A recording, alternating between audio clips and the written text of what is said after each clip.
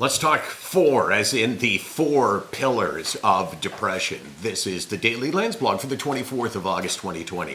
I want to talk about number four, but let's go through them. First of all, there is the loss of the ability to experience joy, also known as joylessness. Number two, there is the loss of self-esteem.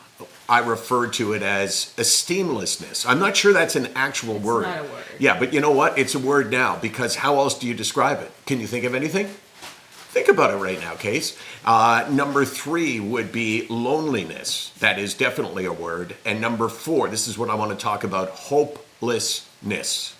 I have received probably, I don't know, in the last day or so, 4 communications from people.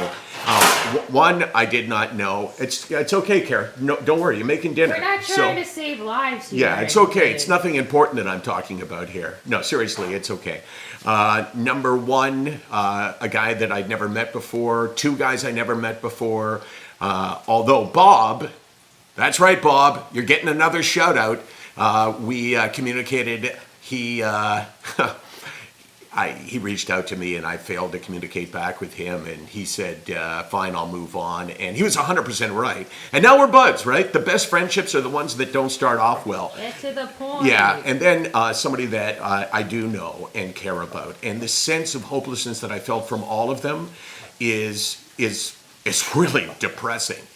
And I realized that that is one of the key issues that needs to be talked about. It needs to be addressed. And the only way to address it is to find options for people and alternatives for people, because most people who would communicate with me have been through something, and many of them have been through many treatments. And it's when you try one and another, and then you find yourself really debilitated by the idea that, well, if the first one didn't work and the second one didn't work, why is anything going to work? And that sense of hopelessness magnifies your depression every single time. It's like you think you couldn't get any worse, and then you try a few things and they don't work and you get worse. And I remember for me, the hesitation I had between the time I got my appointment and went in was this. I was afraid that if I went on medication and it didn't work, that I would have no other options. It was like in my mind, I always had the idea that there was medication, right? And if I got really bad, I could always go for it. But I had this horrible fear that it wasn't going to work. Now, fortunately for me, I have been relatively easy to treat. I've tried many different things and each one has worked. But that's not the case for most people. And most people do fall into this hopelessness. And the only way that we can get out of it for them or help them get out is to show them options. To say, yeah, you tried 3 things, but how about that person over there? He tried 7 things, and on the 8th, it worked for him. SickNotWeak.com, 24 hours a day.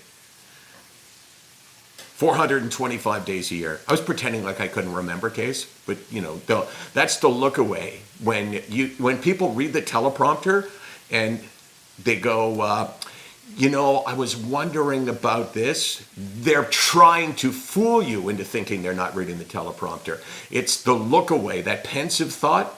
Yeah, look for it. Did you know that, Case? I wasn't listening. Yeah, good for you. I was rambling at the end. Yeah, that story. Yeah. Now we're going to go back in time and give us back the 30 seconds I just took up by taking that. But remember, what feels hopeless is not.